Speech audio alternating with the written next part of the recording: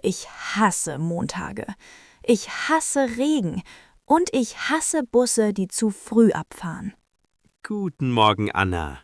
Du bist nass, sehr nass. Du siehst aus wie ein trauriger Hund. Danke, Lukas. Das hilft sehr.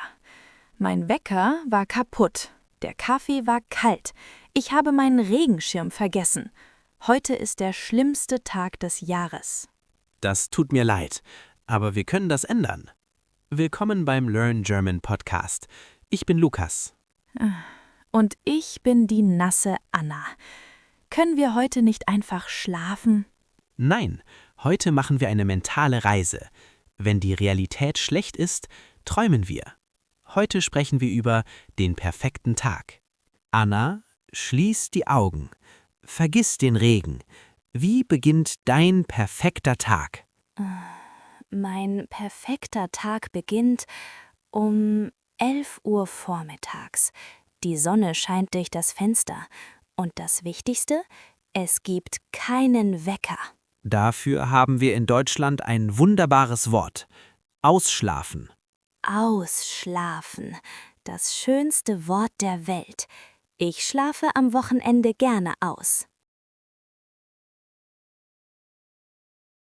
Ich nicht. Ich bin ein Frühaufsteher.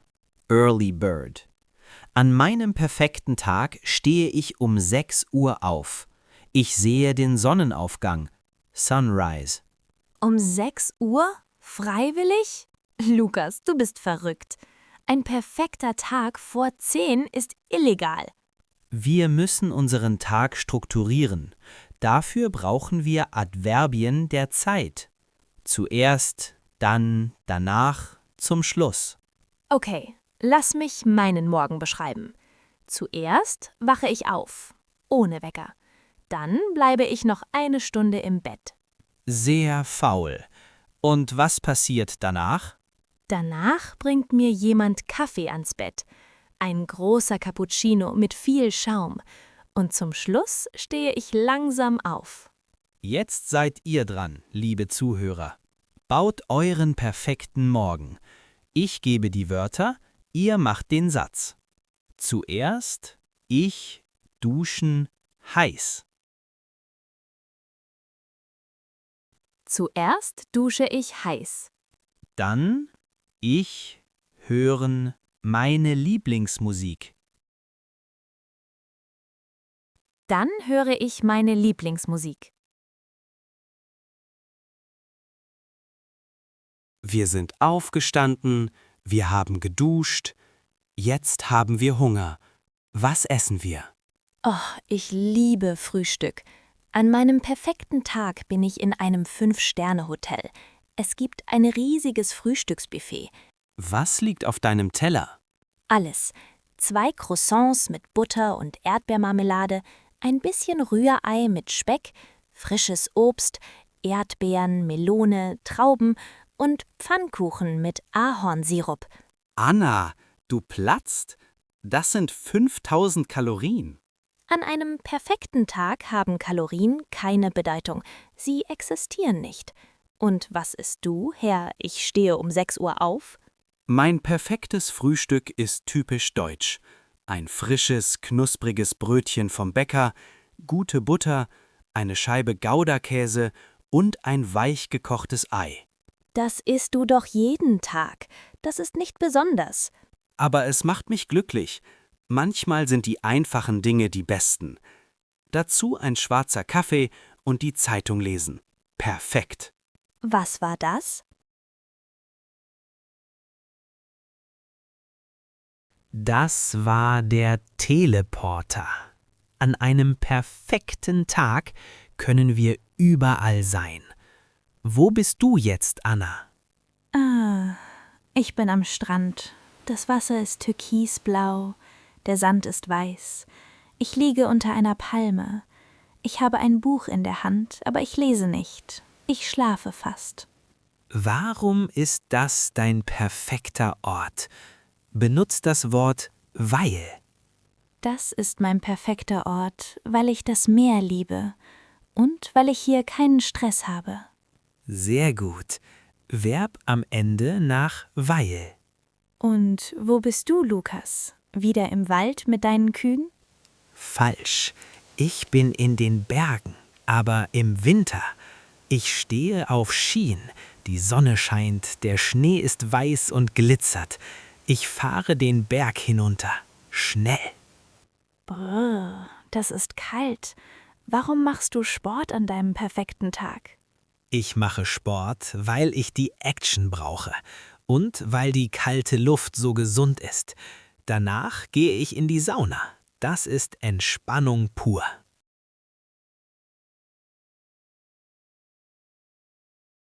Liebe Zuhörer, jetzt seid ihr dran.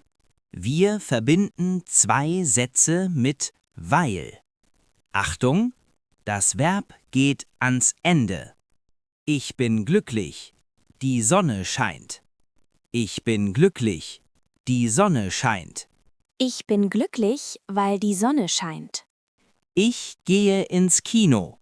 Ich liebe Filme. Ich gehe ins Kino. Ich liebe Filme. Ich gehe ins Kino, weil ich Filme liebe. Ich esse Pizza. Sie schmeckt fantastisch. Ich esse Pizza. Sie schmeckt fantastisch. Ich esse Pizza, weil sie fantastisch schmeckt. Anna, wenn wir träumen, benutzen wir oft eine spezielle Form, den Konjunktiv 2. Für A2 müssen wir nicht alles wissen, nur das Wichtigste. Ich würde. I would. Ich würde. Was bedeutet das genau? Es ist eine Fantasie, nicht real. Beispiel: Ich habe kein Geld, aber wenn ich reich wäre, ich würde ein Haus am See kaufen. Verb im Infinitiv am Ende. Oh, ich liebe dieses Spiel. Wenn ich einen perfekten Tag hätte. Ich würde nach New York fliegen. Ich würde in den teuersten Geschäften einkaufen. Und wer bezahlt das? Mein reicher Fantasie-Ehemann natürlich. Und was würdest du machen, Lukas? Wenn ich unendlich viel Zeit hätte, ich würde ein Buch schreiben. Ein Buch über die deutsche Grammatik. Gähn. Lukas, dein perfekter Tag ist mein schlimmster Albtraum. Grammatik im Urlaub? Nein, danke. Liebe Zuhörer, was würdet ihr machen? Ich gebe das Verb, ihr baut den Satz mit ich würde. Um die Welt reisen. Ich würde um die Welt reisen. Eine neue Sprache lernen. Ich würde eine neue Sprache lernen. Jeden Tag Pizza essen. Das ist einfach. Ich würde jeden Tag Pizza essen. Der Tag geht zu Ende. Es ist 20 Uhr. Der Himmel ist orange und pink. Wir treffen uns zum Abendessen. Ja, alle meine besten Freunde sind da. Wir sitzen an einem langen Holztisch draußen. Es gibt Lichterketten in den Bäumen. Und was gibt es zu essen? Tapas, viele kleine Teller. Käse, Oliven, Brot, Schinken. Und wir reden und lachen bis Mitternacht. Das ist ein schönes Bild. Weißt du, Anna, die besten Momente im Leben kann man oft nicht planen. Lass mich dir die Geschichte von Herrn Meier erzählen. Herr Meier liebte Pläne, er liebte Excel-Tabellen. Eines Tages wollte er den perfekten Tag für seine Familie planen. Ein perfekter Tag mit Excel? Das klingt nach Arbeit. Er hatte einen Plan für jede Minute. 8 Uhr aufstehen, 8:15 Uhr perfektes Rührei essen, 9 Uhr Fahrrad fahren, 12 Uhr Picknick im Park. Hat es funktioniert? Natürlich nicht. Um 8 Uhr wachte niemand auf, weil der Wecker kaputt war. Um 9 Uhr regnete es stark. Fahrradfahren war unmöglich. Herr Meier war wütend. Sein perfekter Plan war ruiniert. Er saß traurig auf dem Sofa. Armer Herr Meier. Wie mein Tag heute Morgen. Aber dann passierte etwas. Seine Tochter holte ein altes Brettspiel aus dem Schrank. Seine Frau kochte heißen Kakao. Sie saßen auf dem Teppich, sie spielten, sie lachten. Der Regen prasselte gegen das Fenster. Am Abend sagte Herr Meier, dieser Tag war nicht wie geplant, aber er war perfekt.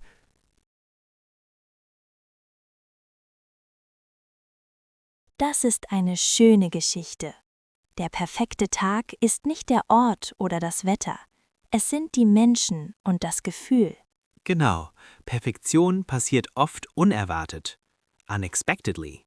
So, Anna, wir sind zurück in der Realität. Es regnet immer noch draußen, aber wie fühlst du dich jetzt? Weißt du was? Ich bin fast trocken.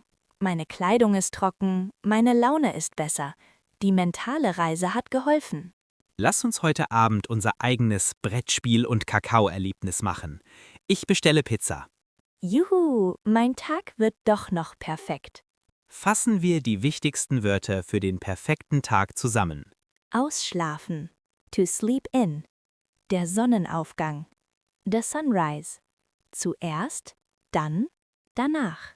First, then, after that. Weil, because. Verb at the end. Ich würde. I would. Konjunktiv 2. Sich entspannen. To relax. Liebe Zuhörer, jetzt seid ihr dran. Das ist eure Hausaufgabe. Nehmt euch einen Stift und ein Stück Papier. Beschreibt euren perfekten Tag auf Deutsch. Wann steht ihr auf? Oder schlaft ihr aus?